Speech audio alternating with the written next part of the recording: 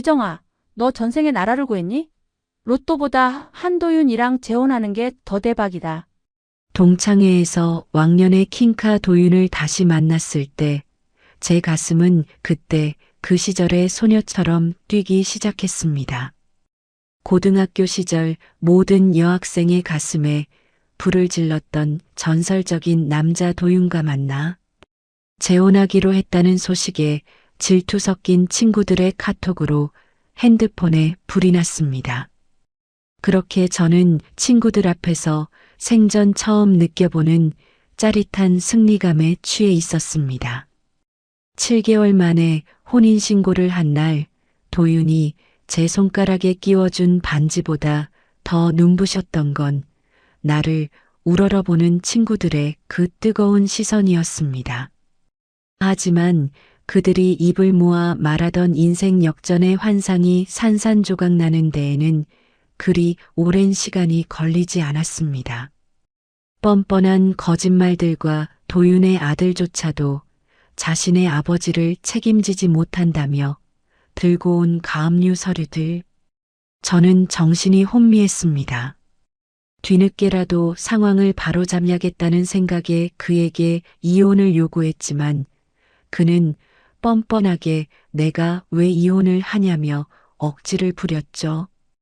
야, 내가 나갈 데가 어디 있다고 나가래. 그리고 이혼! 그게 그렇게 쉬운 줄 알아? 나법적으로 네 남편이야. 나를 선택한 건 너고. 난 이혼 절대 못해. 저는 그렇게 이미 돌이킬 수 없는 늪의 한복판에 빠져버렸습니다. 친구들이 그토록 부러워하던 화려한 재혼은 사실 그의 아들조차 감당하지 못한 거머리를 내 인생에 내 손으로 들인 재앙의 시작이었습니다. 이야기 시작 전에 꽃밭 인생 구독과 좋아요 꼭 한번 눌러주세요. 그럼 오늘의 사연 시작하겠습니다. 남편이 떠난 지 어느덧 4년이라는 시간이 흘렀습니다. 유난히도 시렸던 겨울 아침을 저는 평생 잊지 못할 거예요. 여느 때처럼 출근 가방을 챙기던 남편은 갑자기 머리를 감싸주더니 그대로 거실 바닥에 무너져 내렸습니다. 뇌출혈이라고 했습니다. 병원으로 옮겨진 남편은 단 한마디의 유언도 마지막 눈맞춤도 허락하지 않은 채 의식을 잃었고 이틀 뒤에 허망하게 세상을 떠났습니다. 60도 되지 않은 나이에 찾아온 이별은 너무나 가혹했죠. 장례를 치르고 집으로 돌아온 날 저는 현관문을 열자마자 바닥에 주저앉아 목 놓아 울었습니다.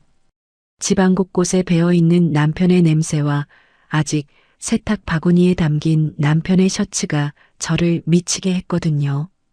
그렇게 혼자 남겨진 집의 적막은 생각보다 무겁고도 차가웠습니다. 한동안은 식탁에 밥을 차릴 때마다 저도 모르게 국그릇 2개를 놓곤 했어요. 숟가락을 들여다가 맞은편의 빈 의자를 보면 가슴 한구석이 텅 비어버리는 기분이 들었죠. 밤이면 사방이 막힌 상자 안에 갇힌 것처럼 가슴이 답답해져서 일부러 TV 볼륨을 크게 키워놓고 잠이 들곤 했습니다. 누군가의 목소리가 들려야만 겨우 눈을 붙일 수 있었으니까요. 내 인생은 이제 이렇게 조용히 저물어가는구나. 그런 생각이 들 때마다 거울 속에 저는 점점 더 생기를 잃어갔습니다. 남편의 물건을 정리하는 데에만 꼬박 1년이 걸렸습니다. 서재 가득 꽂혀있던 전공 서적들, 손때 묻은 낚시 도구, 그리고 끝내 입지 못한 채 옷장에 걸려있던 사코트까지. 물건 하나를 치울 때마다 제 몸의 살점이 하나씩 떨어져 나가는 기분이었어요. 사람들은 말하죠. 시간이 약이라고. 하지만 제게 시간은 약이 아니라 남편의 흔적을 조금씩 갉아먹는 좀벌레 같았습니다. 남편이 쓰던 칫솔이 낡아버려야 했을 때 저는 화장실 바닥에 주저앉아 1시간을 울었습니다. 이제 정말 이 집에서 그 사람의 흔적이 사라지는구나 싶어서요. 이런 저를 세상 밖으로 끄집어내려고 안달이 난 사람이 딱 한 명 있었습니다. 고등학교 시절부터 붙어 다녔던 단짝 친구, 정화였죠. 정화는 이틀이 멀다 하고 반찬통을 들고 저희 집 배를 눌러댔습니다. 어느 날은 예고도 없이 들이닥치더니 제 옷장을 거칠게 열어젖히더라고요. 그러더니 칙칙한 무채색 옷들을 죄다 바닥으로 내팽개치기 시작했습니다. 정화가 소리를 지르더군요. 야, 서미정. 너 언제까지 이러고 살 거야? 죽은 사람은 죽은 사람이고 산 사람은 살아야지. 내 얼굴 좀 봐라. 이게 60대 여자 얼굴이니 아니면 팔순 할머니 얼굴이니? 당장 일어나. 백화점 가서 옷 좀 사입자. 정화는 제 손목을 거의 끌다시피 해서 백화점으로 데려갔습니다. 화사한 분홍색 블라우스와 몸에 딱 붙는 스커트를 제 몸에 대보며 정화는 쉴 새 없이 떠들었죠. 저는 거울에 비친 제 모습이 낯설어서 자꾸만 뒤로 숨고 싶었지만 한편으로는 오랜만에 느껴보는 바깥 공기가 아주 조금은 달콤하게 느껴지기도 했습니다. 백화점 화장실 거울 앞에서 정화가 제 입술에 강제로 진한 루즈를 발라주며 말했습니다. 미정아, 너 아직 죽지 않았어. 내 피부 좀 봐. 관리만 하면 예전처럼 곱다고. 그 말도 안 되는 아부에 저는 결국 헛웃음을 터뜨리고 말았습니다. 정화는 백화점에서 산 화려한 옷을 제 손에 쥐어주며 신신당부를 하더라고요. 이번 달 말에 있는 동창회에는 죽어도 나와야 한다고요. 사실 저는 그동안 동창회 연락이 올 때마다 번번이 거절해 왔습니다. 남편 없는 자리에서 웃고 떠드는 게 죄스럽기도 했고 무엇보다 사람들의 동정 어린 시선을 견딜 자신이 없었거든요. 저 집 남편은 그렇게 갑자기 가서 어떻게? 미정이 쟤 혼자서 외로워서 어떻게 산다니? 이런 수군거림이 들려오는 것만 같아 무서웠습니다. 하지만 남편의 사주기를 막 넘긴 그해 가을, 제 마음속에 작은 동요가 일었습니다.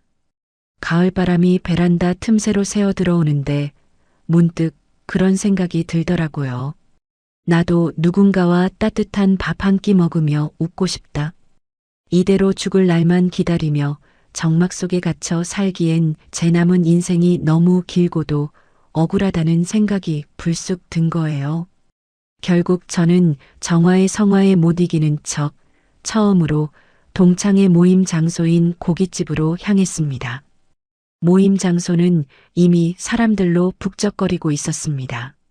문을 열자마자 훅 끼쳐오는 지글지글 고기 굽는 냄새와 수십 명의 중년이 내뱉는 들뜬 목소리들. 저는 문가에 서서 잠시 주춤했습니다. 여기저기서 어머, 이게 누구야? 미정이 아니니? 하는 소리가 들려왔지만 저는 그 화기애애한 분위기 속에서 오히려 지독한 소외감을 느꼈습니다. 다들 짝을 지어왔거나 남편 자랑, 자식 자랑에 열을 올리고 있었거든요. 손자, 손녀 사진을 보여주며 깔깔대는 친구들 틈에서 저는 꽂아 놓은 보릿자루처럼 앉아 있었습니다. 정화가 제 옆구리를 쿡 찔렀습니다. 미정아, 어깨 좀 펴. 너 오늘 진짜 예뻐. 저기 남자애들 쳐다보는 거 안 보여? 너도 왕년에 순정 만화 주인공이었잖아. 기운 좀 내, 응? 정화는 제 잔에 맥주를 가득 채우며 분위기를 띄우려 애썼습니다. 하지만 저는 그저 쓴웃음만 지으며 마른 안주만 만지작거렸죠. 소란스러운 소음들이 제 귓가를 맴돌기만 할 뿐 마음에는 전혀 닿지 않았습니다. 속으로 생각했죠. 역시 오지 말 걸 그랬어. 나만 딴 세상 사람 같네. 그렇게 1시간쯤 지났을까요? 술 기운이 올라 사람들의 목소리가 한층 더 커졌을 무렵 식당 입구 쪽이 갑자기 술렁이기 시작했습니다. 사람들의 시선이 약속이라도 한 듯 한 곳으로 쏠리는 게 느껴졌고 왁자지껄하던 분위기가 찰나의 정적 속에 잠겼습니다. 저도 의아한 마음에 고개를 들어 문 쪽을 바라보았습니다. 그곳에는 한 남자가 서 있었습니다. 짙은 재킷을 멋스럽게 걸치고 한쪽 손은 바지 주머니에 찌른 채 여유로운 미소를 띠며 주위를 둘러보는 남자. 세월이 흘러 얼굴의 주름은 깊어졌지만 그 당당한 체격과 날카로운 눈매는 63살이라는 나이가 믿기지 않을 만큼 매력적이었습니다.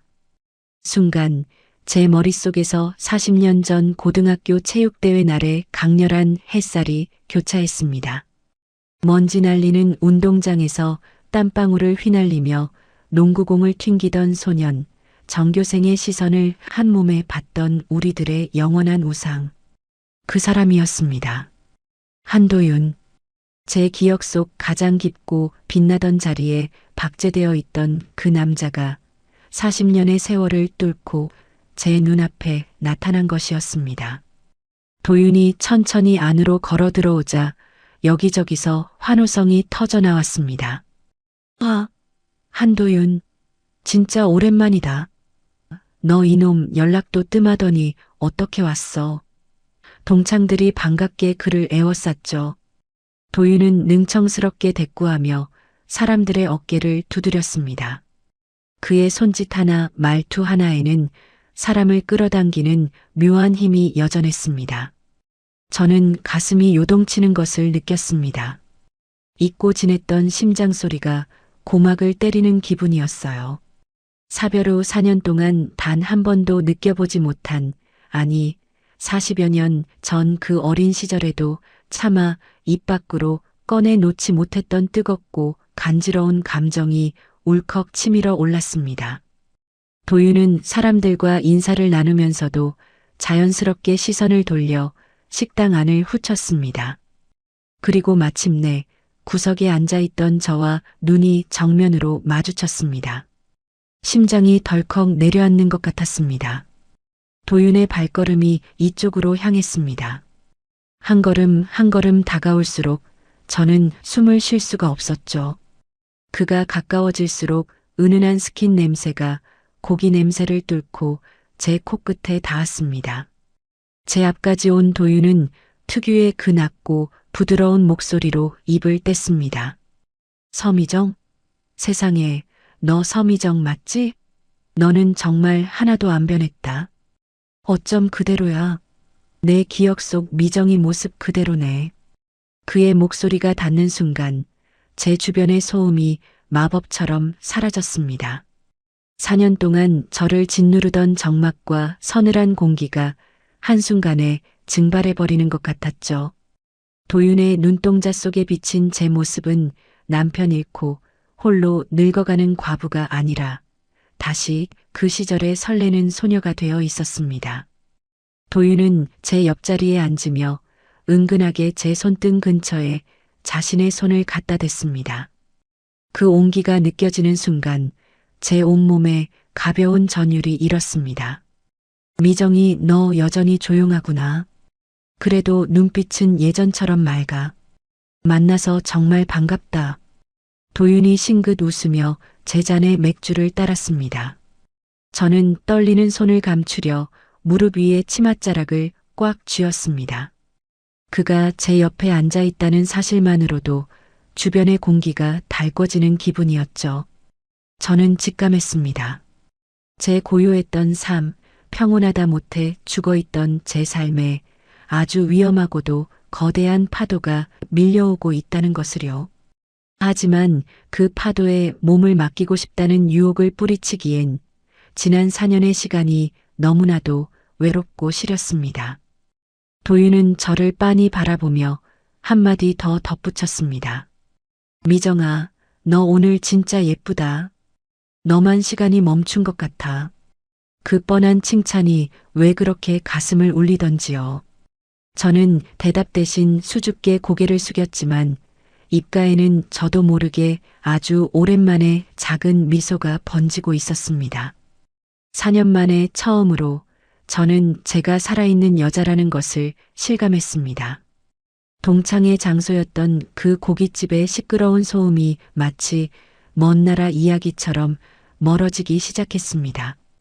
제 바로 옆자리에 앉은 도윤에게서 풍기는 은은한 스킨 향기와 적당히 데워진 술 냄새가 제 감각을 마비시키는 것 같았죠. 도윤은 65살이라는 나이가 무색하게 여전히 좌중을 압도하는 매력을 풍기고 있었습니다. 고등학교 시절 농구부 주장으로 코트를 누비던 그를 멀리서 훔쳐보며 가슴 졸이던 17살의 미정이 제 몸속에서 다시 살아나 꿈틀거리는 기분이 들었습니다. 도윤은 능숙한 솜씨로 고기를 구워 제 앞접시에 놓아주며 다정하게 속삭였습니다. 그 손길 하나, 눈빛 하나에 제 심장은 40여 년 전 그 여름날로 되돌아가 사정없이 뛰기 시작했습니다. 동창회가 끝나갈 무렵 저는 이미 기분 좋게 취기가 올라 있었습니다. 식당을 나서는데 밤바람이 제법 차가웠죠.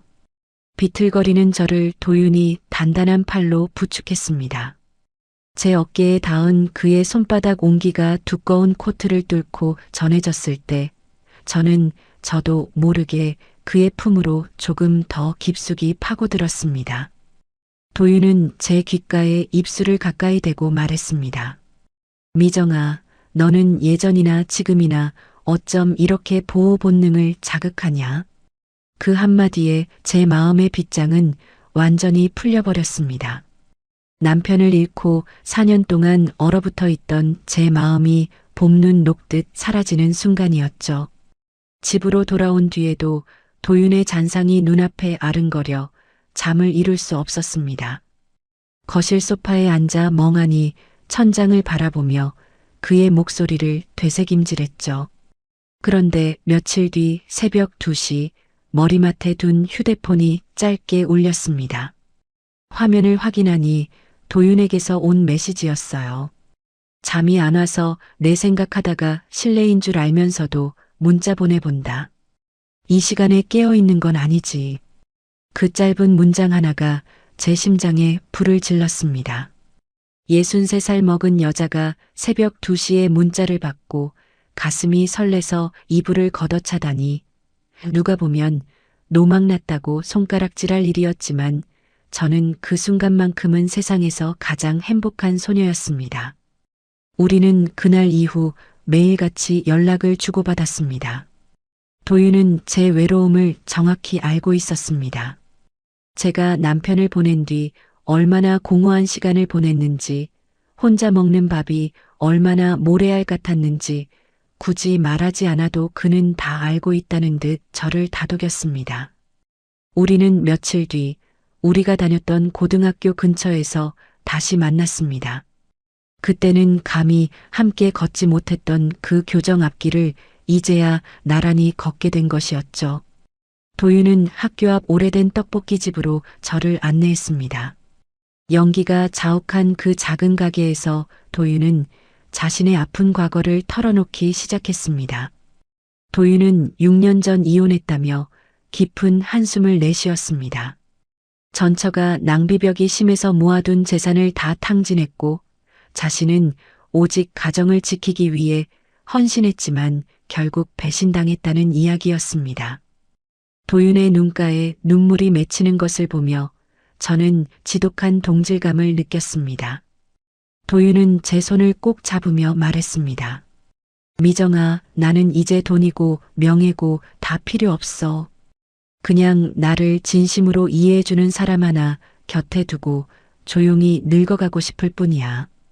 요즘은 작은 납품업 하면서 근근히 살고 있지만 마음만은 그 어느 때보다 편안해. 하지만 동창들 사이에서 도윤의 평판은 사실 조금 묘했습니다. 정화가 전화로 슬쩍 귀띔해 주더군요. 예, 미정아. 도윤이가 너한테 작업 거는 거 아니니?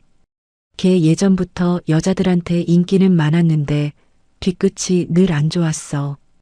이혼하고 나서도 여기저기 돈 빌리러 다닌다는 소문도 있고 혹시라도 너한테 연락 오거나 찝적대면 조심해서 만나. 그런데 저는 그 말을 한 귀로 듣고 한 귀로 흘렸습니다. 원래 잘난 사람은 시기 질투를 받게 마련이라고 생각했죠. 도윤처럼 번듯한 사람이 그럴 리가 없다고 정화가 질투가 나서 하는 소리라고 치부해버렸습니다. 데이트가 거듭될수록 저는 거울 앞에 서는 시간이 길어졌습니다. 화장대 조명을 가장 밝게 켜놓고 눈가에 깊게 파인 주름을 가리려 애썼죠.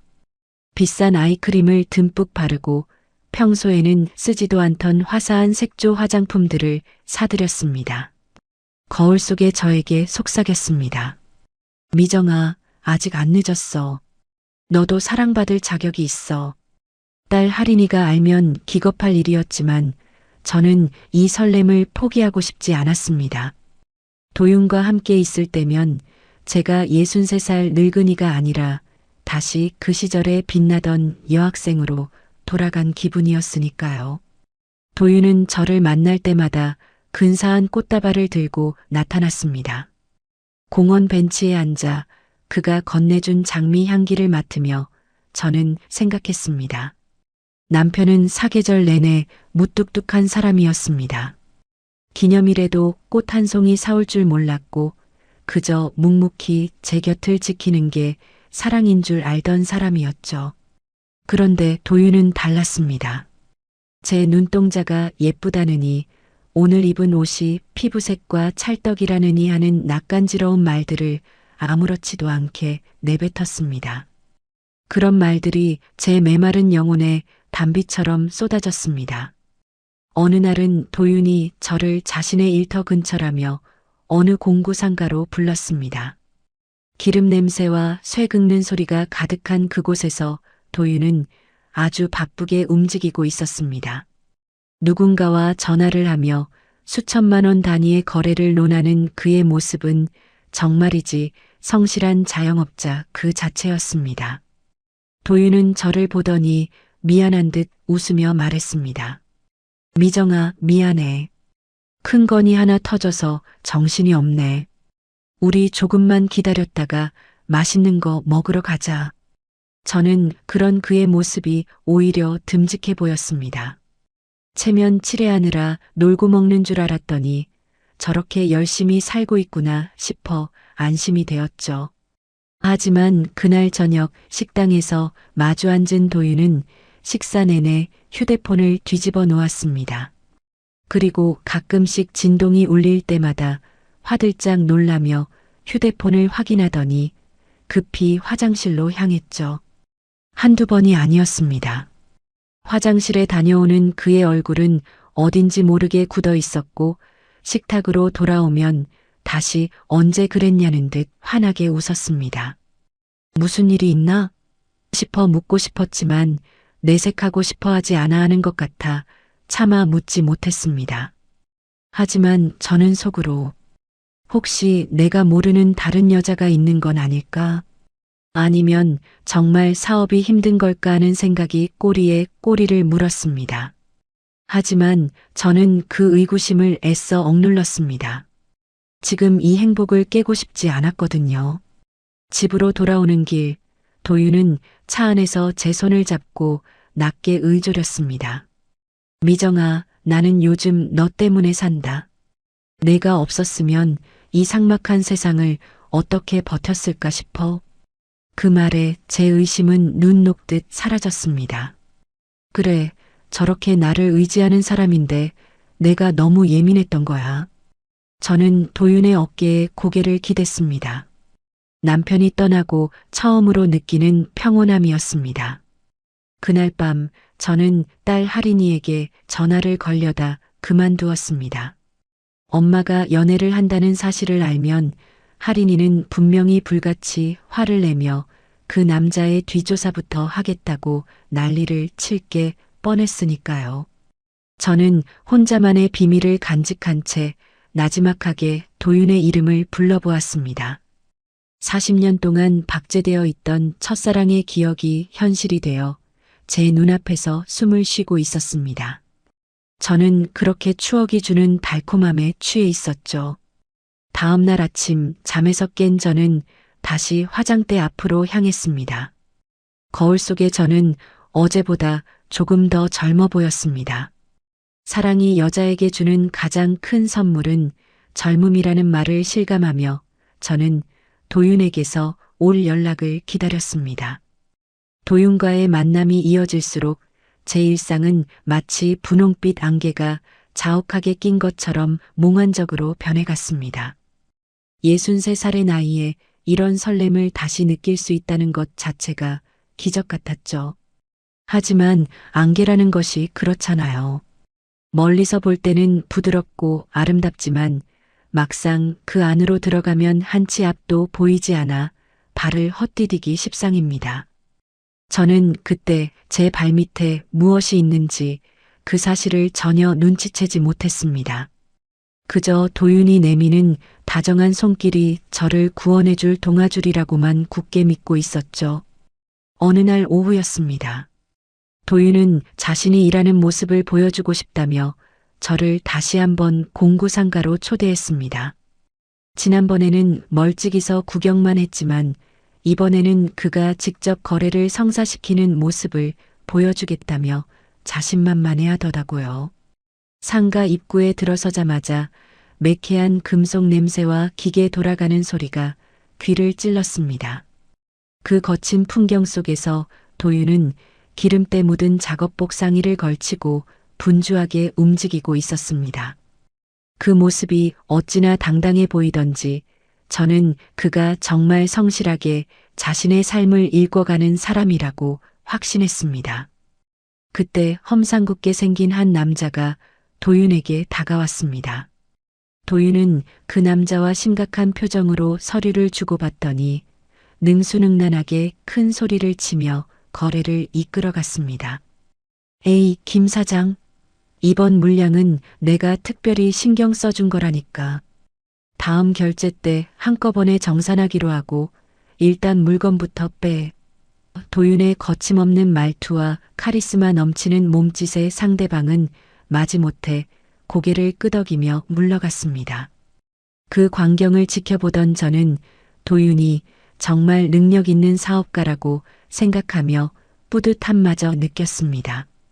도윤은 저를 보며 땀을 닦더니 윙크를 해보였죠. 우리는 근처 일식집에서 저녁을 먹기로 했습니다.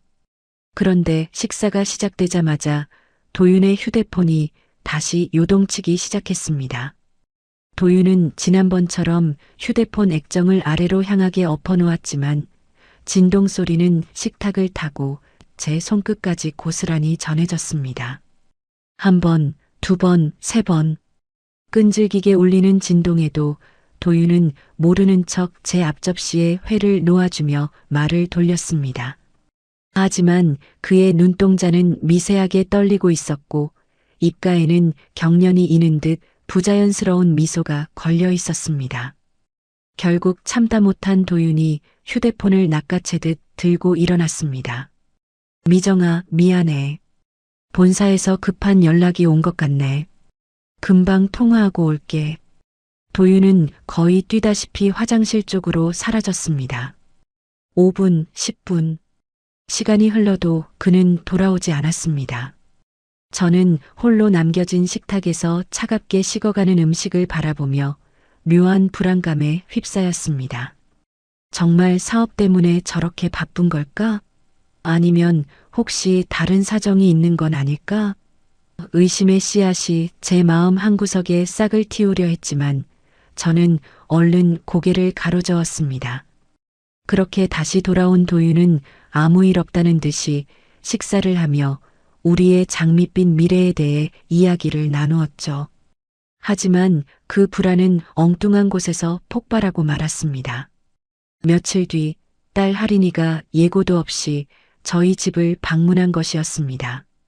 요양병원에서 간호조무사로 일하는 하린이는 평소에도 눈썰미가 매서운 아이였습니다.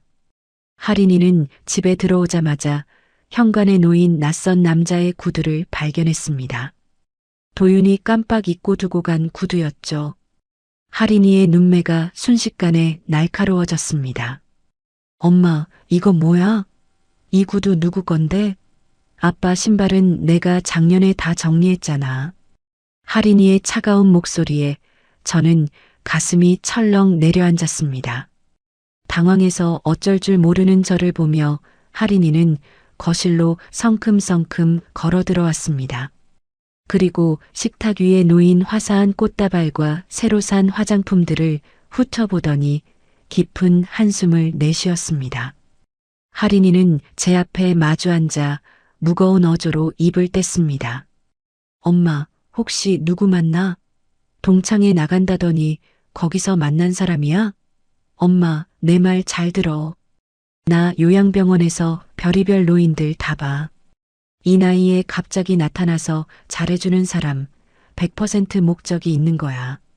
특히 엄마처럼 혼자 있고 경제적으로 어려움 없는 사람들은 딱 먹잇감이 되기 쉽다고. 할인이의 직설적인 말에 저는 모욕감을 느꼈습니다. 제 인생의 봄날을 축복해주지는 못할 망정, 저를 사기당하기 딱 좋은 어리석은 노인 취급하는 딸이 야속했습니다. 저는 떨리는 목소리로 반박했습니다. 할인아, 너 말이 너무 심하다.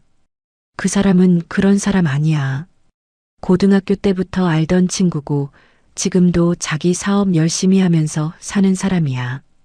너 아빠 가고 내가 얼마나 힘들었는지 너도 봤잖아.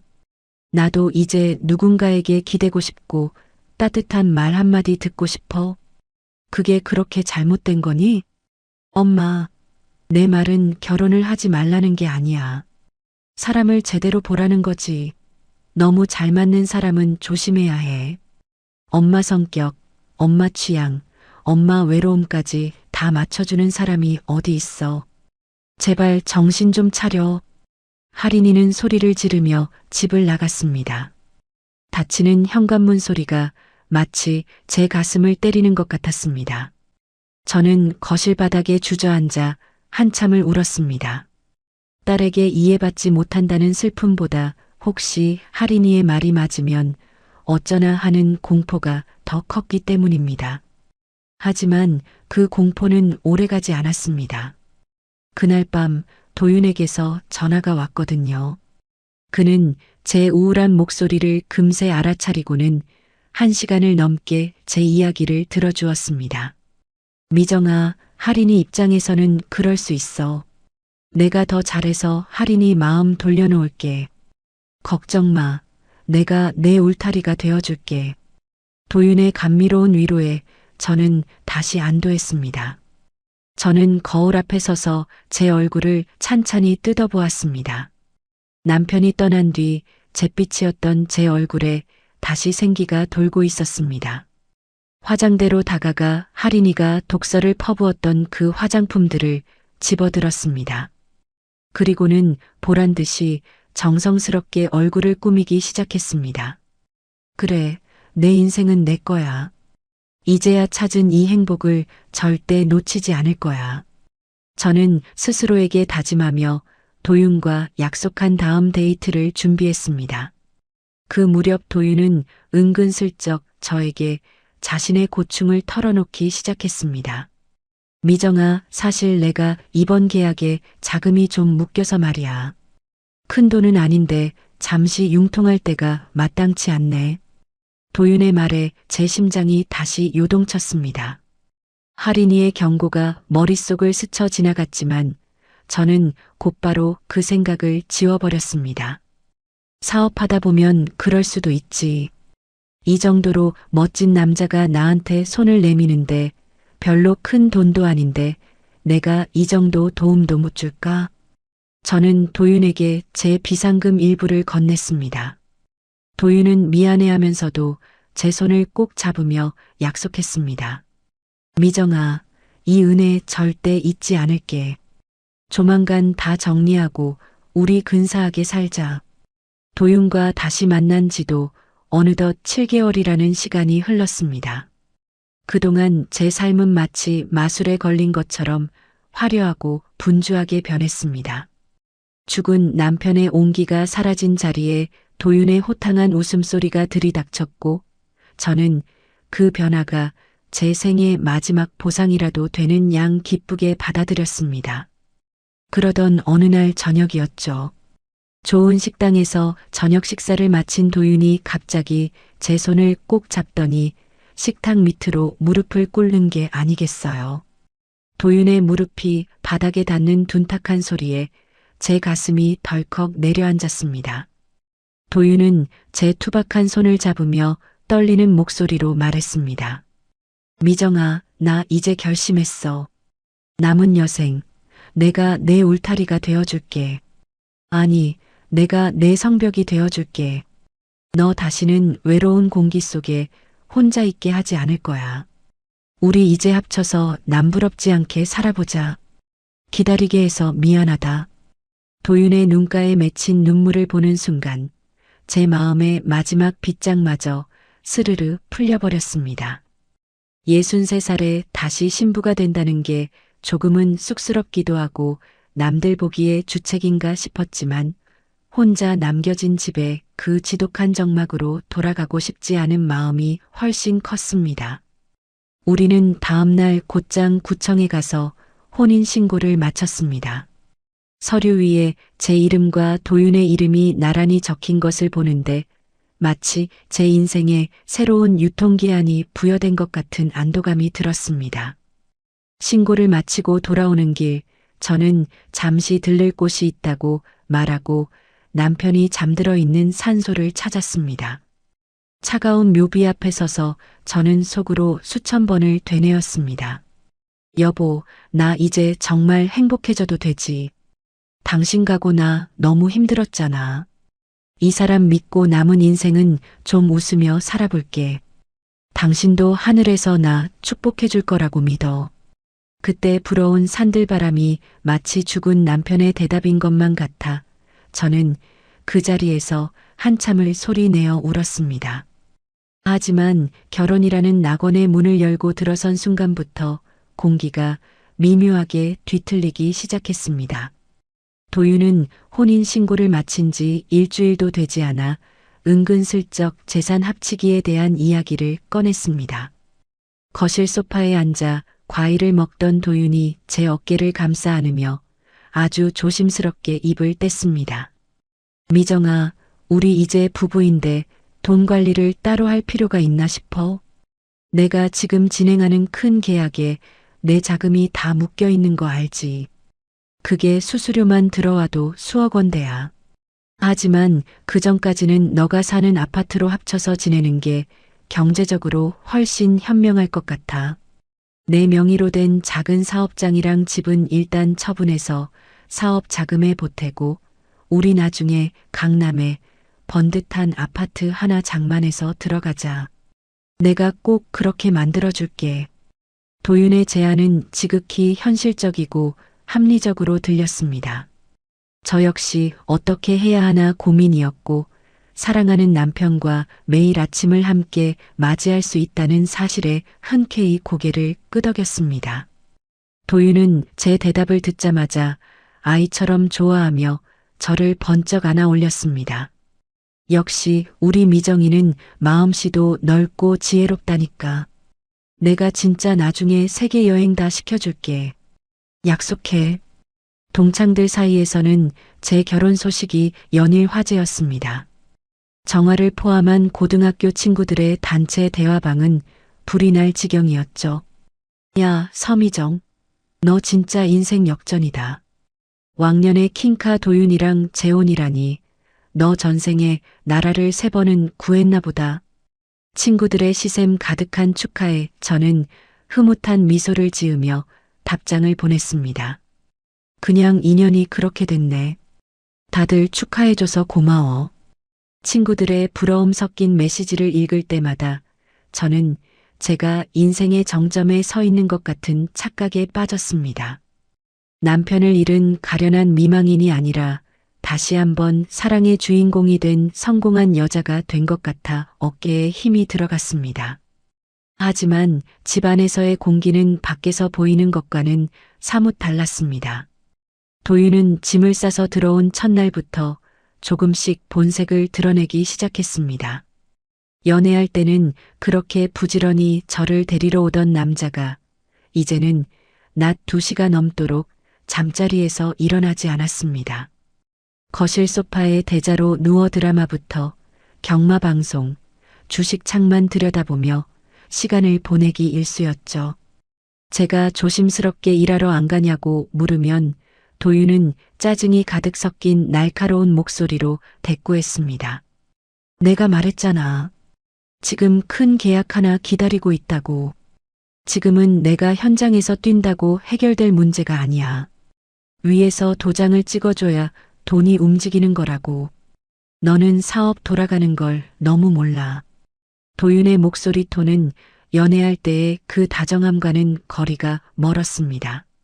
가끔은 사람을 무시하는 듯한 차가운 눈빛을 보냈고 자신의 무능함을 지적하는 기미만 보이면 버럭 화부터 내며 집 밖으로 나가버렸습니다. 저는 그런 도윤의 반응이 사업이 잘 풀리지 않아 예민해진 탓이라며 애써 이해하려 노력했습니다. 도윤이 쇼핑을 하거나 비싼 외식을 할 때 제 카드를 자연스럽게 내미는 횟수가 늘어갔지만 저는 그저 부부 사이에 내 돈이 어디 있느냐며 스스로를 다독였습니다. 그러던 어느 주말 도윤이 집을 비웠을 때 딸 하린이가 저희 집을 방문했습니다. 하린이는 거실벽에 걸린 도윤과 저의 웨딩 사진을 보더니 헛웃음을 터뜨리더군요. 그리고 이내 하린이는 제 손을 꼭 잡고 간절한 눈빛으로 말했습니다. 엄마, 제발 지금이라도 서류 정리해. 엄마 아파트 저 남자 명의로 넘어가거나 공동명의 되는 순간 엄마 인생은 끝이야. 내가 무조건 반대만 한다고 생각하지 말고 진짜 잘 생각해, 엄마. 하린이의 독설에 저는 도윤의 편을 들며 딸을 모질게 내쫓았습니다. 너는 어쩜 그렇게 사람이 비뚤어졌니? 엄마가 행복해지는 게 그렇게 보기 싫어서 초를 치는 거야? 나가. 당장 내 집에서 나가. 딸을 내보낸 뒤 저는 거실 바닥에 주저앉아 가슴을 치며 오열했습니다. 그리고 몇 시간 뒤 돌아온 도윤은 퉁퉁 부은 제 눈을 보며 속삭였습니다. 미정아, 괜찮아. 하린이가 아직 세상을 몰라서 그래. 나중에 우리가 강남 아파트로 이사가고 잘 사는 모습 보여주면 하린이도 마음 돌릴 거야. 당신 곁엔 내가 있잖아. 그 위로가 저는 너무나 달콤하고 포근했습니다. 저는 도윤의 품에 안겨 제 삶의 낙원이 영원할 것이라고 굳게 믿었습니다.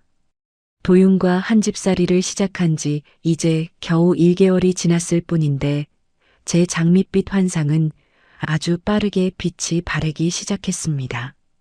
제가 정성껏 차린 밥상을 내밀어도 고개 한번 돌리지 않은 채 젓가락질만 대충 하며 중얼거렸습니다.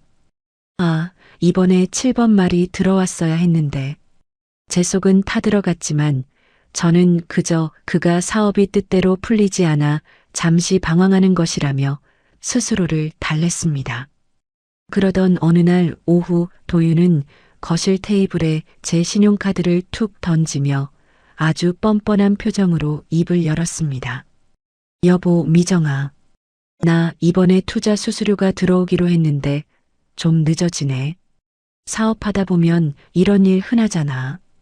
당장 직원들 밥값 줄 것도 모자라는데 우선 내 카드로 먼저 결제 좀 할게. 내가 다음 달에 수수료 들어오면 이자까지 쳐서 한꺼번에 다 갚을게.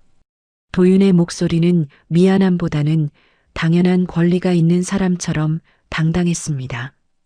저는 당황스러웠지만 그가 무너지는 자존심을 참고 하는 부탁일 거라 생각하며 고개를 끄덕였습니다. 하지만 그것은 시작에 불과했습니다. 100만 원, 200만 원. 도윤은 야금야금 제 생활비와 노후 자금을 갉아먹기 시작했습니다. 카드로 산 물건들은 어디로 갔는지 보이지도 않았고 도윤의 외출은 잦아졌으며 들어오는 시간은 점점 늦어졌습니다. 제가 돈의 행방을 물으면 그는 오히려 제게 눈을 부릅뜨며 소리를 질렀습니다. 야, 서미정. 너 지금 나 감시하니? 내가 이 돈을 술 사 먹고 노는 데 쓰는 줄 알아. 다 우리 미래를 위한 투자라고 몇 번을 말해.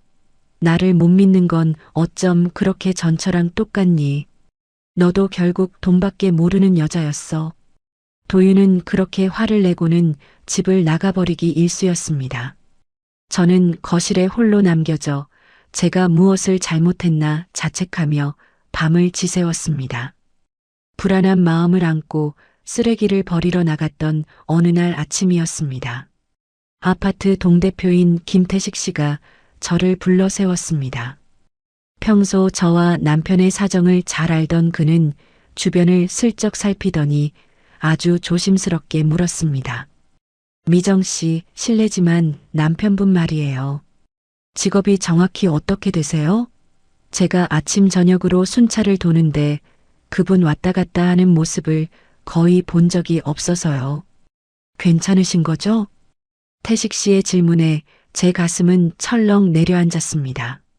저는 서둘러 도윤이 집에서 재택근무를 하는 중이라고 둘러댔지만 태식 씨의 의심스러운 눈빛을 뒤로하고 돌아서는 제 발걸음은 천근만근 무거웠습니다.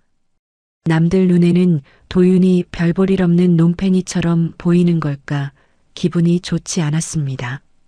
집으로 돌아와 소파에 앉은 지 몇 분 되지 않아 초인종 소리가 들렸습니다.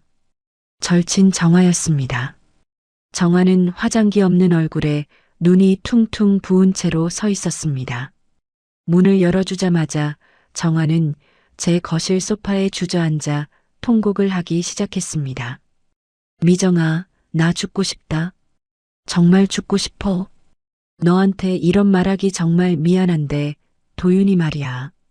지난주에 나한테 찾아와서 내 선물 사줄 건데 사업 자금이 잠깐 꼬였다고 500만 원만 빌려달라고 하더라. 너한테는 절대 말하지 말라면서 내가 알면 자존심 상해할 거라고 얼마나 애원을 하던지. 너랑 제일 친한 친구니까 내가 믿고 빌려줬는데 면지를 전화해도 받지를 않아. 너 걔한테 선물은 받은 거야? 정화의 폭로는 제 머리를 망치로 내려치는 것 같았습니다. 500만 원.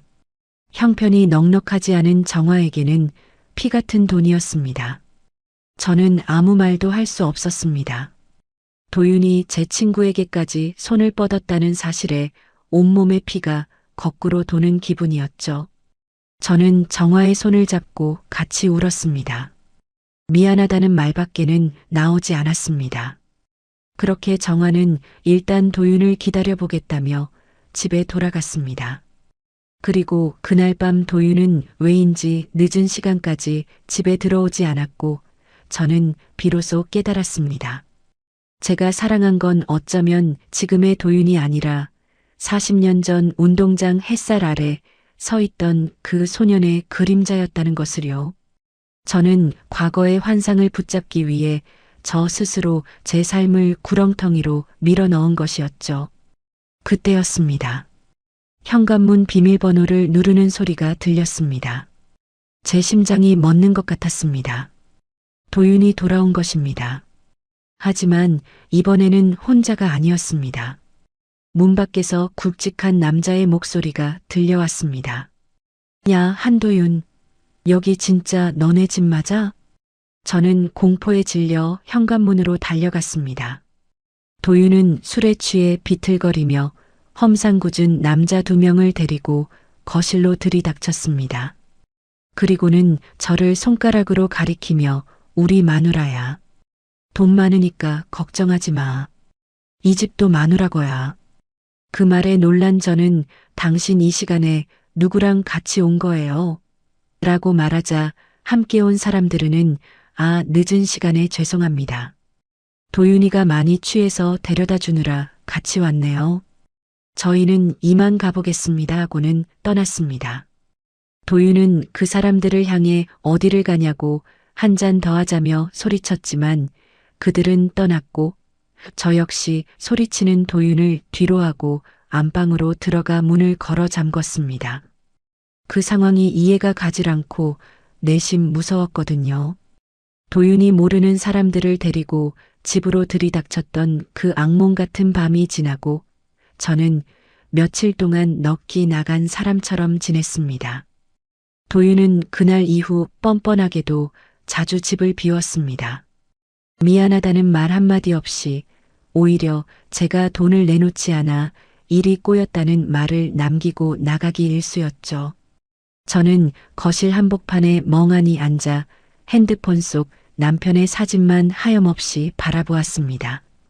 40년을 함께 산 남편은 제게 따뜻한 국 한 그릇, 편안한 잠자리 하나를 지켜주기 위해 평생을 바쳤는데 저는 제 스스로 고작 7개월 만에 그 소중한 보금자리를 지옥으로 만들어버렸다는 자책감에 숨이 막혔습니다. 63살이나 먹고 이렇게 사람 보는 눈이 없었나 싶어 제 뺨이라도 때리고 싶은 심정이었죠. 그런데 그날 오후 2시쯤이었을까요? 초인종이 울렸습니다. 혹시 이상한 사람들이 온 걸까 싶어 심장이 발끝까지 떨어지는 기분이었어요. 벌벌 떨리는 손으로 인터폰 화면을 확인하니 30대 후반으로 보이는 낯선 남자가 서 있었습니다. 도윤보다는 훨씬 젊지만 어딘가 모르게 도윤의 젊은 시절을 빼닮은 듯한 날카로운 눈매를 가진 남자였죠. 저는 조심스럽게 문을 열었습니다. 남자는 저를 위아래로 훑어보더니 깊은 한숨을 내쉬며 입을 열었습니다. 아줌마가 서미정 씨 맞으세요? 저희 아버지가 새로 혼인 신고했다는 분요. 아들이라는 말에 저는 뒤통수를 강하게 얻어맞은 기분이었습니다. 도윤은 아들이 있다는 말은 했지만 관계가 소원하다는 핑계로 한 번도 보여준 적이 없었거든요. 남자의 이름은 한서준이라고 했습니다. 서준은 제가 허락하기도 전에 거실로 성큼성큼 걸어 들어왔습니다. 그리고는 품 안에서 두툼한 서류 봉투 하나를 꺼내 식탁 위에 툭 던졌습니다. 그 소리가 어찌나 차갑고 둔탁하던지 제 가슴속 어딘가가 쩍하고 갈라지는 소리 같았습니다. 이거 보세요. 아줌마가 지금 같이 사는 남자가 어떤 인간인지 남편이라고 믿고 계신 모양인데 이거 다 읽어보시면 생각이 달라지실 겁니다. 서준이 내민 서류들은 충격 그 자체였습니다. 도윤의 과거 사기 행각 리스트와 압류 예고, 통지서, 그리고 수억 원에 달하는 채무 내역서가 빼곡하게 적혀 있었습니다. 도윤은 이혼 후 사업 실패로 빚더미에 올라앉은 뒤 이미 여러 차례 비슷한 수법으로 여자들에게 접근해 얹혀 살아왔던 겁니다. 서준은 냉소적인 말투로 제 가슴의 대못을 박기 시작했습니다. 우리 아버지는 사람을 사귀는 게 아닙니다. 그냥 빨대를 꽂는 거예요. 아줌마가 처음도 아니고 마지막도 아닐 겁니다. 아버지는 돈 한 푼 없습니다. 아니요, 재산이 마이너스예요. 평생 일 안 하고 남의 돈으로 품위 유지하며 사는 게 체질인 인간이라고요. 이혼하고 나서도 몇 번이나 혼자 사는 아줌마들 꼬셔서 등쳐먹고 야반도주한 전적이 화려합니다. 아줌마도 곧 그렇게 되실 수 있는데 아직도 상황 파악이 안 되세요?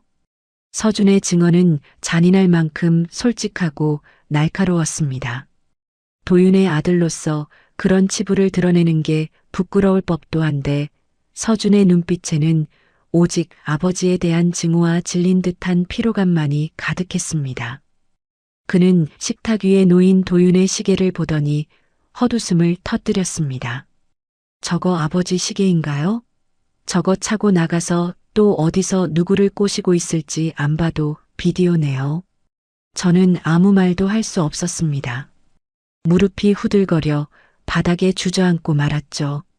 제가 사랑했던 그 부드러운 목소리, 세련된 매너, 저의 울타리가 되어주겠다던 그 감미로운 약속들이 사실은 철저히 계산된 행동이었다는 사실이 믿기지 않았습니다. 서준은 주저앉은 저를 가엾게 보기는커녕 오히려 더 냉정하게 쏘아붙였습니다. 아줌마, 정신 차리세요. 아버지는 절대 안 변합니다. 아들인 제가 증인이에요. 조만간 이 집 담보로 대출받으려고 인감도장 찾을걸요? 아니, 벌써 찾았을지도 모르겠네요. 더 늦기 전에 도망가세요. 이 서류들 다 드릴 테니까 증거로 쓰시든지 마음대로 하세요. 저는 이제 아버지 뒷바라지하는 거, 아줌마들이 찾아와서 울며 하소연하는 거 정말 지긋지긋합니다. 서준은 그 말을 남기고 뒤도 돌아보지 않은 채 집을 나갔습니다. 현관문이 닫히는 소리가 천둥 소리처럼 거대하게 울려 퍼졌습니다. 정막이 다시 찾아온 거실에서 저는 서준이 던져두고 간 서류들을 하나하나 넘겨보았습니다. 깨알 같은 숫자들과 압류라는 붉은 글씨들. 그것은 제가 그토록 외면하고 싶었던 도윤의 진짜 민낯이었습니다. 그가 큰 계약이 터질 거라고 큰 소리치던 그 시간들에 실제로는 카드론 이자를 갚지 못해 전화기를 꺼두고 숨어 다녔다는 것을 생각하니 헛구역질이 났습니다. 저는 거실 바닥에 엎드려 오열했습니다. 여보, 내가 미쳤었나 봐. 내가 정말 눈이 멀었었나 봐. 당신이 피땀 흘려 마련해준 이 집을 내가 통째로 날릴 뻔했어. 당신을 잊고 선택한 대가가 고작 이거라니. 나 어떡하면 좋아. 소리내어 울어도 가슴속의 응어리는 풀리지 않았습니다. 그제야 저는 명확하게 깨달았습니다. 제가 사랑한 건 제 기억 속에 아름답게 박제되어 있던 고등학교 운동장에 그 눈부셨던 인기남의 한도윤이었다는 거요. 저는 40여 년 전의 추억을 현실로 끌어오기 위해 제 모든 것을 걸었지만 돌아온 것은 추악한 진실과 빚더미뿐이었습니다. 도윤은 외로움이라는 가장 아픈 상처를 정확히 알고 있었고 그 상처에 소금을 뿌리며 자신의 배를 채우고 있었습니다. 한참을 울다 보니 어느덧 밖은 어두워졌습니다. 거울 속에 비친 제 모습은 그야말로 처참했습니다. 눈은 퉁퉁 부어 있고 머리는 산발이 되어 있었죠. 그렇게 도윤의 아들 서준이 폭풍처럼 휩쓸고 간 거실에는 지독하고도 서늘한 정적만이 감돌았습니다. 식탁 위에 어지럽게 흩어진 압류 통지서와 채무 내역서들은 마치 도윤이 제 깨끗한 인생에 뿌린 잿가루 같아 보였죠. 63살, 이제는 평온해야 할 제 삶에 기생충처럼 달라붙어 남은 피를 빨아먹으려 했던 도윤을 생각하니 화가 치밀었지만 애써 분노를 억누르고 따져 물어야겠다 생각했습니다. 더 이상 호구 잡힌 착한 동창 미정이가 되고 싶지 않았으니까요. 밤 12시가 다 되어갈 무렵 술 냄새를 풍기며 들어온 도윤은 소파에 거만하게 주저앉았습니다. 그는 제가 거실 불을 끄지 않고 앉아 있는 것을 보고는 살짝 미간을 찌푸리더니 미소를 지으며 넥타이를 거칠게 풀어헤쳤습니다. 예전에 그 다정하고 세련된 목소리는 온데간데 없었습니다. 저는 떨리는 목소리로 그를 똑바로 응시하며 입을 뗐습니다. 오늘 내 아들이 다녀갔어. 이 서류들 보이지? 당신이 나한테 숨겼던 그 추악한 진실들 하나도 빠짐없이 다 설명해봐. 대체 이게 다 뭔지. 설명 못할 거면 우리 지금이라도 이혼해. 제 말이 끝나기가 무섭게 도윤의 얼굴에서 마지막 남은 가면이 벗겨졌습니다. 그는 낮게 웃더니 자리에서 일어나 제 앞으로 성큼 다가왔습니다. 그는 제 어깨를 강하게 움켜쥐고는 차가운 목소리로 제 귓가에 대고 쏘아붙였습니다. 야, 서미정. 너 지금 제정신으로 하는 소리야? 내가 나갈 곳이 어디 있다고 나가래. 그리고 이혼? 그게 그렇게 쉬운 줄 알아? 나 법적으로 내 남편이야. 나를 선택한 건 너고 그 대가는 죽을 때까지 치러야지. 나 이혼 절대 못 해줘. 여기서 한 발짝도 안 나갈 거니까 경찰을 부르든 동네방네 소문을 내든 내 마음대로 해봐. 도윤은 뻔뻔하게도 이미 결혼을 했는데 왜 이혼을 하냐며 억지를 부렸습니다. 그는 제가 증거로 내민 서류들을 한 줌의 휴지 조각처럼 구겨서 거실 바닥에 던져버렸죠. 그러고는 안방으로 들어가 침대의 대자로 누워 코를 골기 시작했습니다. 순간 저는 그 자리에 얼어붙었습니다.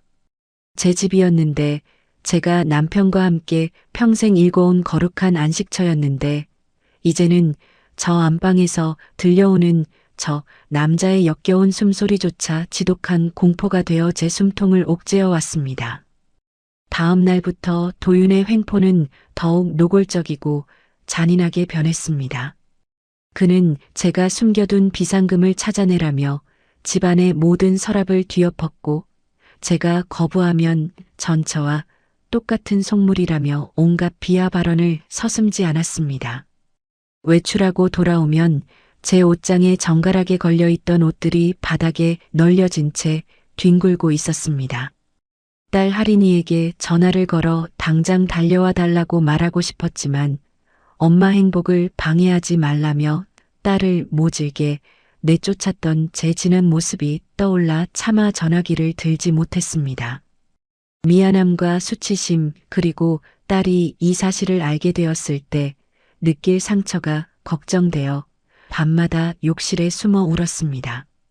도윤은 그런 제 약한 심리를 귀신같이 이용했습니다. 그는 제가 이 수치스러운 사실을 절대 주변에 알리지 못할 것이라는 확신을 가지고 더욱 기고만장해졌죠. 그러던 어느 날 새벽이었습니다. 거실 창밖으로 푸르스름한 새벽빛이 번질 무렵 저는 이대로 있으면 안 되겠다는 생각이 들었습니다. 가슴 밑바닥에서 뜨거운 무언가가 불덩이처럼 울컥 치밀어 올랐습니다. 서미정, 너 정말 이렇게 무기력하게 끝낼 거니? 저는 그날부터 도윤 앞에서 소름 끼치는 연기를 해야겠다 마음먹었습니다. 겉으로는 여전히 겁에 질린 척 그의 비위를 맞추며 조용히 밥상을 차렸습니다. 하지만 제 머릿속은 차가운 얼음물처럼 맑고 명석하게 돌아가고 있었습니다. 도윤이 가장 무서워하는 것이 무엇인지 처절하게 고민했습니다. 그는 돈보다 자신의 가짜 체면을 남들 앞에서 대단한 사업가인 척, 인기남인 척하는 그 껍데기를 목숨보다 소중히 여기는 사람이었습니다. 그렇다면 그 껍데기를 가장 화려한 무대 위에서 산산조각 내는 것만이 그를 단죄할 유일한 방법이었습니다. 저는 매일 밤 도윤이 술에 취해 골아떨어진 사이 서준이 남겨준 자료들을 하나하나 스캔하고 정리했습니다. 그리고 도윤의 휴대폰을 몰래 열어 그가 지인들에게 보낸 파렴치한 문자들을 캡처해 제 개인 이메일로 전송했습니다. 나 일 안 해도 먹고 산다. 이 여편네만 잘 구슬리면 내 노후는 보장된 거다. 조금만 더 빨아먹고 버리면 된다는 식의 대화 내용들을 읽을 때마다 화가 치밀었지만 저는 입술이 터지도록 깨물며 견뎠습니다. 손가락이 바들바들 떨리고 심장이 터질 것 같았지만 이 증거들이야말로 그를 파멸로 몰아넣을 가장 날카로운 무기라는 사실을 결코 잊지 않았습니다. 도윤은 제가 완전히 굴복했다고 착각했는지 점점 경계심을 풀기 시작했습니다. 제 신용카드를 들고 기세등등하게 밖을 나다니며 사람들에게 비싼 양주를 사고 대접하며 왕년의 인기남 행세를 이어갔죠. 저는 그 모습을 그저 차갑게 지켜보았습니다. 그렇게 연기를 이어가던 어느 날 저는 도윤에게 다가가 아주 나긋나긋한 목소리로 제안했습니다. 여보, 우리 다음 달에 고등학교 동창회 크게 열린다는데 우리 그날 가서 친구들에게 잘 사는 모습 제대로 보여줘야지. 이제 다투지 말고 우리도 다시 시작한다는 마음으로 살아가 봐요. 도윤은 제 완벽한 연기에 속아 넘어가 입꼬리를 올리며 좋아했습니다. 하지만 제 가슴속은 처절한 다짐으로 들끓고 있었습니다. 이 집에서 쫓겨나 비참하게 길거리를 헤매게 될 사람은 제가 아니라 바로 한도윤이니까요. 그렇게 동창회 날을 기다리며 밤 12시가 넘어 들어온 도윤이 배고픈데 라면 하나만 끓여달라는 요청에 분노가 차올라 당장이라도 그의 얼굴에 침을 뱉고 싶었지만 저는 가까스로 표정을 관리하며 상냥하게 대답했습니다. 그래, 피곤할 텐데 얼른 끓여줄게. 먹고 빨리 자. 부엌으로 향하는 제 뒷모습을 보며 도윤은 이 여편네 역시 다루기 쉽네라고 생각했겠죠. 그렇게 저는 가스레인지 불을 켜며 다짐했습니다. 나는 더 이상 약한 여자가 아니다. 나는 내 삶을 지킬 권리가 있다. 도윤이 제 인생에 꽂은 그 빨대를 제 손으로 직접 뽑아버리고 그가 가장 소중히 여기는 그 가짜 체면을 모든 사람 앞에서 가루로 만들겠다는 계획을 머릿속으로 떠올리면서 말이죠. 고등학교 동창회가 열리는 날이 다가왔습니다. 거울 속에 저는 평소보다 훨씬 짙고 화려한 화장을 하고 있었습니다. 입술에는 아주 붉은 루즈를 덧발랐고 귀에는 남편이 살아생전 선물해줬던 진주 귀걸이를 걸었죠. 도윤은 거실에서 제 카드로 새로 맞춘 최고급 양복을 입고 거울을 보며 연신 머리를 만지고 있었습니다. 그는 제가 동창회를 먼저 제안한 것이 완전히 저를 굴복시키고 길들인 결과라고 굳게 믿는 듯 했습니다. 거만한 미소를 지으며 제 어깨에 덥석 손을 올리는 그의 손길이 징글징글하게 혐오스러웠지만 저는 생긋 웃으며 그의 넥타이를 정성스레 바로잡아 주었습니다. 여보, 오늘도 당신이 우리 동창회의 주인공이 되겠네. 멋있다고들 다들 한마디씩 하겠어. 나도 오늘 여보기 제대로 한번 살려줄게요. 제 달콤한 속삭임에 도윤은 어깨를 으쓱하며 기세등등하게 집을 나섰습니다. 현관문을 나서는 그의 뒷모습을 보며 저는 가방 속에 담긴 USB를 다시 한번 확인했습니다. 동창회가 열리는 장소는 강남의 중식당이었습니다. 가장 비싼 코스 요리가 예약된 대형 룸에는 이미 40명 가까운 동창들이 모여 왁자지껄하게 떠들고 있었습니다. 도윤이 문을 열고 당당하게 들어서자 사람들의 시선이 일제히 그에게로 쏠렸습니다. 역시 우리 도윤이 여전히 모델 같네. 미정이랑 재혼하더니 얼굴에서 빛이 나. 친구들의 부러움 섞인 환호에 도윤은 왕년의 인기남답게 손을 흔들며 여유로운 웃음을 지었습니다. 그는 상석에 자리를 잡자마자 자신의 가짜 사업 성공담을 늘어놓기 시작했습니다. 요즘 반도체 자재 납품건으로 눈코 뜰 새 없이 바쁘다느니 조만간 강남에 큰 빌딩을 보러 갈 예정이라느니 하는 허풍들을 떠들어 제꼈습니다.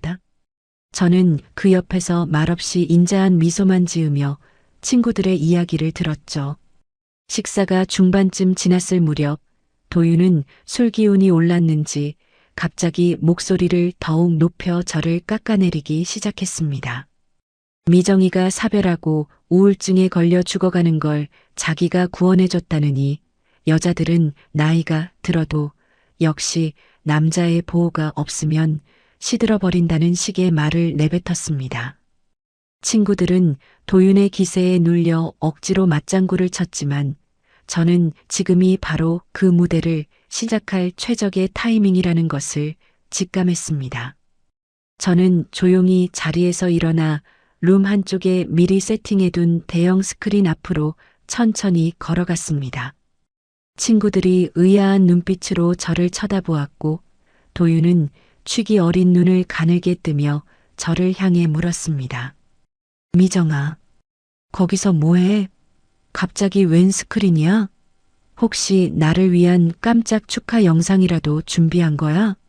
에이, 쑥스럽게 사람들 앞에서 왜 이래? 저는 대답 대신 싸늘한 미소를 지으며 미리 준비한 자료의 재생 버튼을 눌렀습니다. 순식간에 화려했던 룸 안의 조명이 어두워지고 대형 스크린 위로 아주 선명하고 거대한 이미지들이 나타나기 시작했습니다. 가장 먼저 화면을 가득 채운 것은 도윤의 아들 서준이 제게 건네주었던 압류예고 통지서와 수억 원에 달하는 채무 상세 내역서였습니다. 사람들의 수군거림이 마치 칼로 자른 듯 일순간 멈췄습니다. 도윤의 얼굴은 순식간에 흑빛으로 변했고 들고 있던 술잔을 바닥에 떨어뜨려 깨뜨렸습니다. 하지만 영상은 여기서 멈추지 않았습니다. 이어지는 화면에는 도윤이 자신의 은밀한 지인들에게 보낸 파렴치한 문자 메시지들이 커다랗게 확대되어 나타났습니다. 이 여편네만 잘 구슬리면 내 평생 노후는 보장된 거다. 일 안 해도 꼬박꼬박 돈 나오니 얼마나 편하냐. 조금만 더 버티다가 집 담보로 대출만 받으면 바로 게임 끝이다. 도윤의 비열하고 추악한 본성이 담긴 글자들이 스크린을 가득 메우며 동창들의 눈동자에 박혔습니다. 루마는 차가운 얼음물을 끼얹은 듯 지독한 정적만이 흘렀습니다. 저는 떨리는 숨을 몰아쉬며 도윤을 똑바로 응시했습니다. 한도윤, 너는 나랑 결혼한 게 아니라 내 인생의 빨대를 꽂고 기생하려고 내 집에 기어들어온 거야. 사업가? 인기남? 웃기지 마. 당신은 그저 동창들을 이용해 돈을 갈취하고 혼자 남은 여자의 외로움으로 지배를 채우는 파렴치한 기생충일 뿐이야. 여기 모인 친구들도 이제는 진실을 알아야지. 당신이 겉으로는 명품 양복 입고 번듯한 척하면서 뒤로는 절친인 정화한테 500만 원 빌려가서 잠적한 거. 그리고 이미 수많은 여자에게 똑같은 수법으로 사기를 치고 도망 다녔다는 사실을 말이야. 당신이 차고 있는 그 시계, 당신이 입은 그 옷, 다 남들의 피눈물로 산 거잖아. 도윤은 부들부들 떨며 자리에서 일어났습니다. 그는 미친 사람처럼 소리를 지르며 스크린을 손가락질했습니다. 이거 다 조작이야. 서미정, 너 미쳤어? 어디서 이런 가짜 서류들을 만들어 와서 사람들 앞에서 나를 망신 주는 거야. 이 미친 여자가 질투가 나서 돌았나 보네. 도윤은 눈을 뒤집으며 제게 달려들려 했지만 옆자리에 앉아있던 덩치 남자 동창들이 그를 거칠게 제지하며 의자에 앉혔습니다. 바로 그때였습니다. 룸의 문이 열리며 한 남자가 성큼성큼 들어왔습니다. 바로 도윤의 아들 서준이었습니다. 서준은 혐오스러운 눈빛으로 자신의 아버지를 바라보며 식당이 떠나가라 소리를 질렀습니다. 아버지, 제발 이제 그만 좀 하세요. 엄마한테 했던 것처럼 여자들 못살게 굴지 말고 가짜 인생 좀 여기서 끝내시라고요. 제가 아버지 아들이라는 게 너무 부끄럽고 창피해서 고개를 들 수가 없어요. 대체 언제까지 제가 아버지 뒷바라지하며 빚쟁이들에게 빌고 다녀야 합니까? 계속 이러실 거면 그냥 저를 호적에서 파주세요. 제발, 저는 이제 이렇게 그만 살고 싶어요. 아들의 절규와도 같은 폭로에 도윤은 처음으로 완전히 기가 꺾인 채 바닥에 힘없이 주저앉았습니다. 고등학교 시절 늘 중심에 서서 빛나던 남자, 모든 여학생이 줄을 서서 바라보던 그 화려했던 우상은 이제 아무 말도 못하고 고개를 숙인 초라하고 늙은 인간에 불과했습니다. 동창들은 경멸 어린 시선으로 도윤을 비난하기 시작했습니다. 어떻게 사람의 탈을 쓰고 친구한테 이럴 수 있느냐며 당장 여기서 꺼지라고 말하는 친구도 있었습니다. 도윤은 쫓겨나듯 식당 밖으로 도망치기 시작했습니다. 복도에서 발을 헛디뎌 구르면서도 그는 자신의 낡은 구두를 챙기며 비참하게 어둠 속으로 사라졌습니다. 저는 멀어져가는 도윤의 비루한 뒷모습을 보며 단 한 방울의 눈물도 흘리지 않았습니다. 오히려 가슴속을 천근만근 짓누르던 거대한 바위가 사라지는 것 같은 말할 수 없는 쾌감을 느꼈습니다. 제 인생의 가장 찬란했던 첫사랑의 기억이 비로소 추악한 쓰레기통에 처박히는 마침표를 찍는 순간이었습니다. 저는 룸 안에 남은 친구들을 향해 정중하게 허리를 숙여 사과했습니다.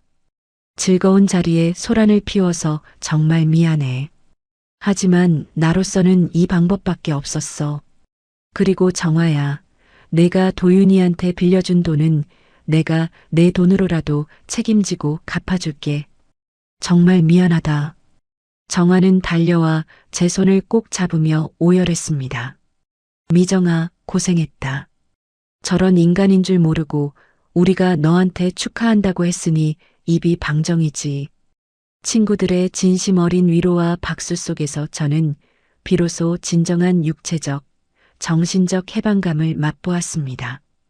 63살 누군가는 사랑에 속아 모든 것을 잃었다고 손가락질할지도 모릅니다.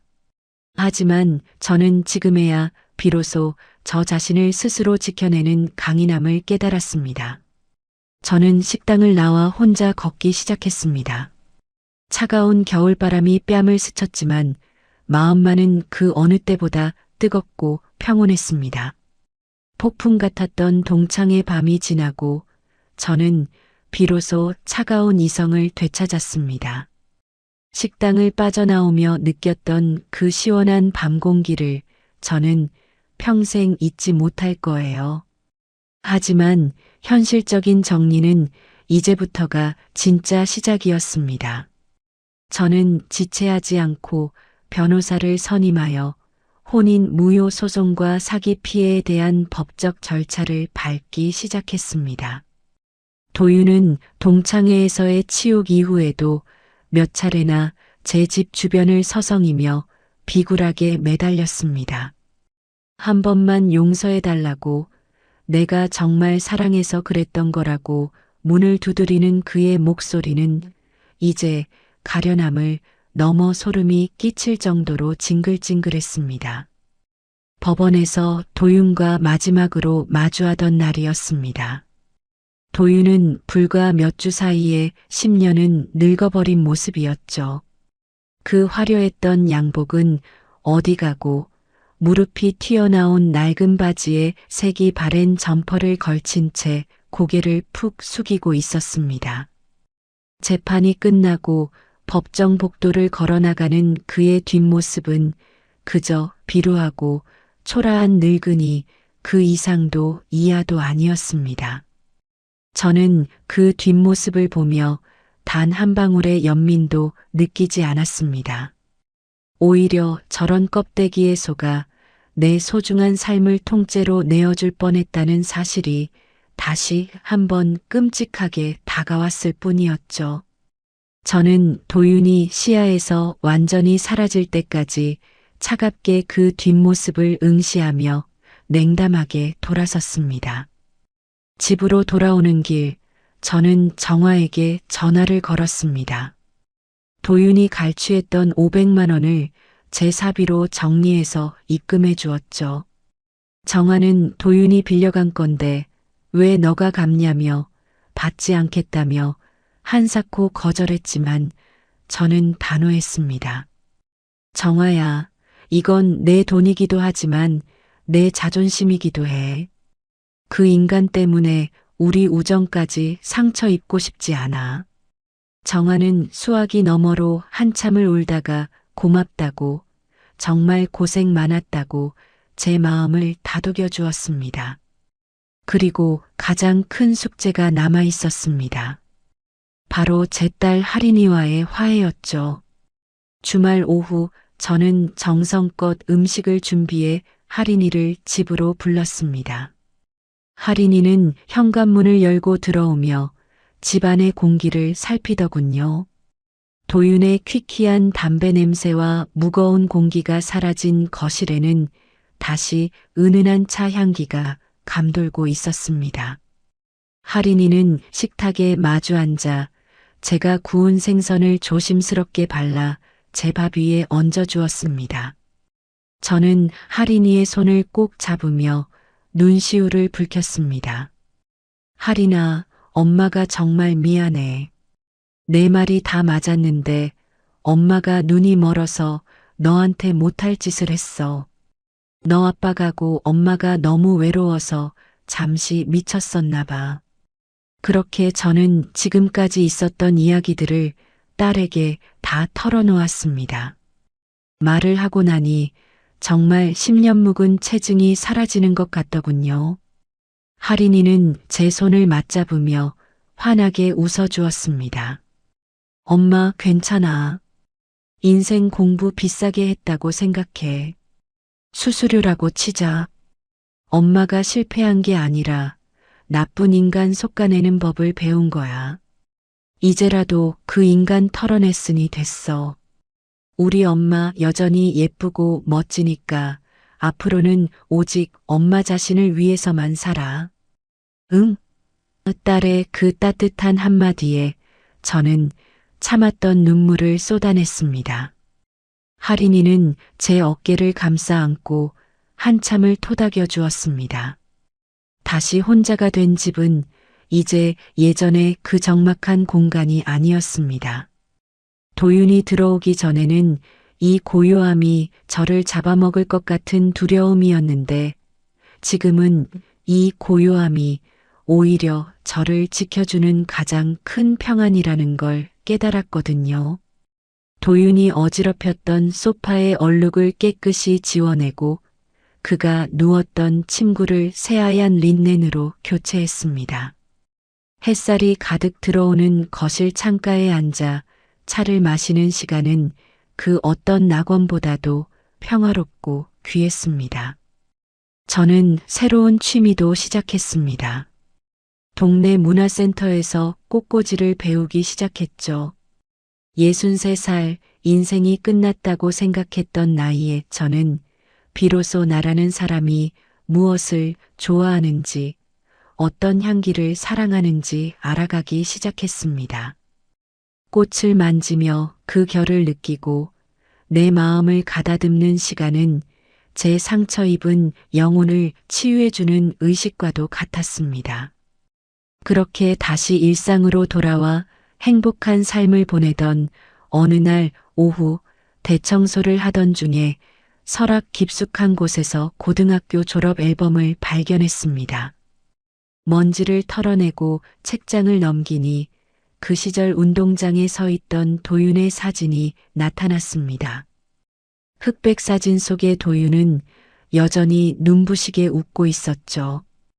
예전 같으면 그 사진을 보며 가슴 설레어 했겠지만 이제 제 마음은 그 어느 때보다 잔잔했습니다. 저는 가위를 가져와 앨범 속 도윤의 사진을 아주 정교하게 오려냈습니다. 40여 년을 제 추억 속에 박제되어 저를 괴롭히던 그 환상을 비로소 현실에서 진짜 떼어내는 순간이었습니다. 오려낸 사진 조각을 쓰레기통에 던져 넣으며 저는 혼잣말처럼 작게 웃었습니다. 첫사랑은 말이야, 가끔 이렇게 처절하게 끝나줘야 속이 시원한 법이지. 제 마음속에 살던 그 빛나던 소녀는 이제 없습니다. 남은 것은 그저 돈 몇 푼의 양심을 팔고 체면에 목을 매던 초라한 늙은이였다는 기억뿐입니다. 저는 앨범을 덮고 창문을 활짝 열었습니다. 들어오는 시원한 바람이 제 뺨을 스치며 지나갔습니다. 저녁 7시 해가 저물고 집 안에는 다시 어둠이 내려앉았습니다. 하지만 저는 더 이상 적적한 외로움에 못 이겨 TV 볼륨을 키우지 않습니다. 스탠드 조명 하나만 켜놓고 고요한 어둠 속에서 책을 읽으며요 하루를 정리합니다. 이 정막은 제가 쟁취한 평화이고 제가 지켜낸 자존심입니다. 저는 이제 매일 아침 거울을 보며 저 자신에게 인사를 건넵니다. 미정아, 오늘 참 곱다. 오늘도 오직 너를 위해 행복하자. 인생의 끝자락에서 만난 지독한 사기극은 제게 상처만을 남긴 게 아니었습니다. 그 상처가 아문 자리에는 더 단단한 새살이 돋아났습니다. 저는 이제 그 누구의 울타리도 필요 없습니다. 제가 바로 제 인생의 가장 견고하고 화려한 울타리니까요. 여러분, 혹시 여러분도 외로움에 눈이 멀어 누군가에게 기대고 싶어지나요? 그럴 때일수록 거울 속의 자신을 먼저 사랑해 주세요. 나를 지킬 수 있는 사람은 오직 나 자신뿐이라는 것을 잊지 마세요. 진정한 인연은 단순히 옛 기억의 온기를 나누는 것이 아니라 지금 내 눈앞에 서 있는 사람의 태도와 나를 대하는 진실한 행동을 냉철하게 살피는 것에서 시작되어야 합니다. 나 자신의 존엄을 지키는 힘은 설레는 옛 이름이 아니라 현재를 직시하는 차가운 이성에서 나온다는 사실을 절대 잊지 마세요. 오늘의 이야기가 여러분에게 작은 용기가 되었기를 바라며 미정의 이야기에 대한 여러분의 생각을 댓글로 편하게 나눠주세요. 그리고 내용이 마음에 와 닿으셨다면 구독과 좋아요, 그리고 알림 설정을 통해 더 많은 이야기에 함께 해주세요. 다음에 더 좋은 이야기로 찾아뵙겠습니다. 꽃밭 인생이었습니다.